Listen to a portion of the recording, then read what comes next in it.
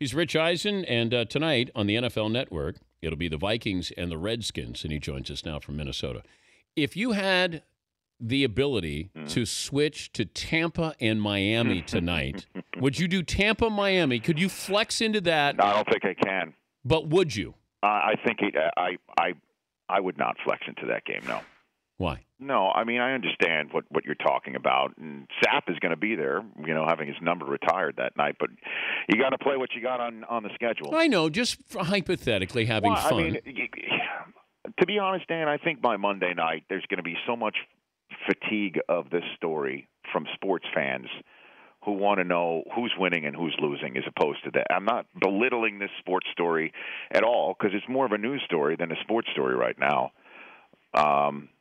So, no, I'll take the game that we have tonight with two dynamic players, one of whom still has a chance to be in first place. And even if Washington loses tonight, it only puts them at the same record from which they won the division last year at 3-6. So I'll take what we have tonight.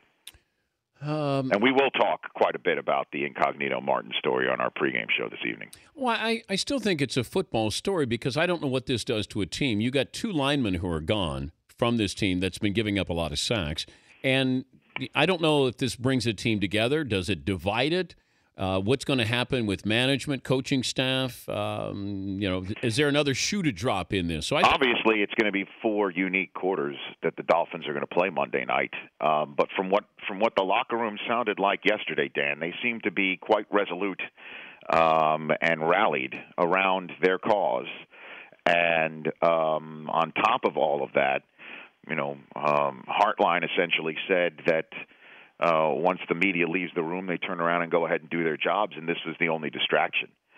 So I think they're going to probably on Monday night have a chip on their shoulder and try and beat a team that's been winless all year. But that's going to be quite a charged atmosphere. It's a packed house, and Sapp gets his number retired. What is the angle tonight that you guys will take on the Richie Incognito? The angle is essentially asking our Hall of Famers and our coach Mariucci to my left what they think of all this. The problem is that nobody really knows anything for sure. I've not seen a story like this. I know Aaron Hernandez was a shocker, and facts were coming out for a full week's time, but it still looked like what it was. This one, I think, still nobody knows what it is. What was generally a bullying case had race dropped on it with the voicemail that was released on Sunday that caused the Dolphins to suspend him. Quite frankly, everybody's lawyering up since then. The NFL hired a criminal lawyer to look into this. I believe David Cornwell was just hired by the Martin family moments ago. We've reached the point of our sports world, Dan, where somebody in Brian Hartline says he didn't call Jonathan Martin because he's afraid of being subpoenaed down the line. We have reached this point. Wow. So I don't know what to make of any of this. Who would you rather interview tonight, Jonathan Martin or Richie Incognito? Oh, I would love to interview Jonathan Martin. Yeah, I went incognito. Yeah? Yeah, because I just want to hear him, how he describes this. Because in his words, in his mind, he probably felt like he didn't do anything wrong. Now, Martin, I don't know what state he's in of how he perceived this and processed this, but I'd like to know what Incognito was thinking when he left that voice message. Well, the bottom line is mental illness is nothing it's very difficult to understand because you just have no idea how mentally, what Jonathan Martin is dealing with. And it's just like I talked about this with Brandon Marshall a few weeks ago on our air.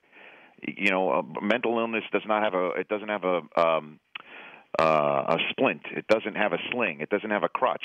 You can't see it. You have no idea what somebody's dealing with. And we label people soft, and that's where we're wrong. If you have a mental illness, if there's something, if your knee needs surgically repaired, you're not soft. But if you leave because of mental illness, then people have this perception that you're soft. Well, the bottom line is certainly what came out of the Dolphins locker room. The relationship between Martin and Incognito was not just the typical steal your lunch money type bullying that most of America feels is the conventional view of the scourge that it is. And to use the word nuanced is an understatement. And that's why it's fraught with concern on certainly our part as you have this conversation, because what you think you know, you don't know, and what you thought you knew for sure could be refuted by a report as you're talking about it, and that report reveals something that you wouldn't even see coming. And I've never seen a story in the 10 years plus now of NFL Network that's been anything like this. And maybe that's why everybody has a lawyer involved right now. I'm talking to Rich Eisen from the NFL Network, celebrating their 10th anniversary. That was not, Melissa Stark brought us a NFL Network 10th anniversary football. Is that right? Yeah. She gets the swag. I don't know how did she get a football? I have no idea, but it was a miniature football. It wasn't even a real NFL football. Dan, that's just mere physical tokens, Dan. I mean, just my affinity for this program and how I'm using NFL Network real estate to basically give shout-outs to Dan Nation on a consistent, routine basis. Okay, I got one next for level, you. No one can take that away from us. Oh, I man. know. Stark can't do that on the NFL Network. But I mean, she could. Well, but she doesn't. Okay. I'm just saying. Here is tonight's phrase. Oh, boy. Captain Obvious. Okay. And that's easy. Okay. That's very, very simple. But I'll do that. When like closer to kickoff? Is this pre-kick? Now Dan Nation's getting spoiled. If I'm not doing it in the high-rated pre-kick show, I'm not doing it. It's technically like I'm not doing it. Yeah.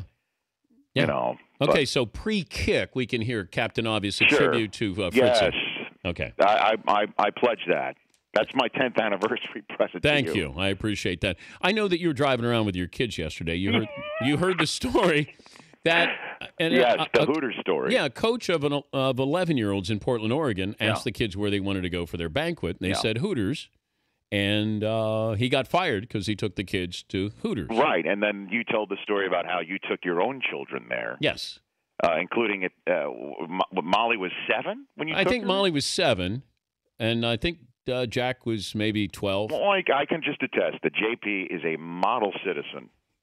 He is a bright light in our society in Southern California right now. But Rich, you should have seen him at Hooters. His head was on a swivel. He did not know where to look. Let's put it that way. Right. And so he just fixated. He didn't make eye contact. Let me put it that way. Yeah, but there I was driving both of my kids to preschool, listening to this conversation. And my rationalization of it was, if Xander asked me what Hooters is, I would just say, well, it's a place where owls go. Hoot. Correct. And then ask Cooper, who does know what noise an owl makes. That was my way out. How would your wife feel if you took your two boys when they were, let's say, 9 or 10 to Hooters? I think Susie might want to go. Oh. Yeah. Okay. It's just a place to get wings, right? Yes. And I went there to watch sports. That's the one part of this thing that was an underrated portion of the story, is that your wife removed cable from the household. So the kids could get ready to go back to school. And so she would say, I'm going to take cable. It was a disruptive force, but it's what put the roof over the head of the children. I said, honey, cable television. Yes, I have to do this. And then all of a sudden I said, I'm going to go DirecTV on her. Okay. And then that was it. That's next started level. my relationship with DirecTV because of that. You went satellite. I did. Take the satellite down there, hun. Yeah, why don't you climb up on the roof and take that satellite dish down? You see, you can't just make a phone call now. All right, tonight's game. Here's what I'm curious if you guys will talk about this, and that is RG3 and the number of hits he's taken this year compared to last year. Is there any comparison with that? It feels like, including last week against the Chargers, it feels like he's getting hit more this year. Well, he's not. He's. Let's just put it this way: like, he's running fewer running plays, and maybe he's taking more hits because he wants to throw from the pocket. And this is, frequently the issue that we talk about. Guys who are multi-talented, they want to be known as passers. They don't want to be known as a runner who passes. And, listen, our RG3 in this team is better when he runs. It's that simple. I don't know if he physically can't, or they're trying to protect him by not doing it. But these plays, this offense runs best when he is a threat to just keep it and go. And, you know, the 70-yard touchdown runs are just as exciting as the 70-yard touchdown passes. So I don't know if any of this is coming from him or his camp. You know, a lot of people are always saying that because his dad in the offseason said that he wants to see his son throw more, and everybody thinks that he's speaking for his son. He should be running, and I just don't know if the Shanahans are doing that to protect him, or he's just not physically able to. And what better time to do it than tonight's James Andrews ACL Bowl? You know, the one patient of Andrews that has raised the bar for everyone, including RG3, is in that building, who looks a lot stronger with each passing week, and this hamstring injury that's clearly been hampering him.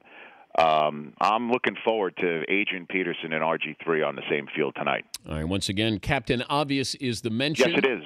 All right. Done. Hi, buddy. All right, DB. Hi, man. That's Rich Eisen from the NFL Network. The Dan Patrick Show, weekday mornings on Audience.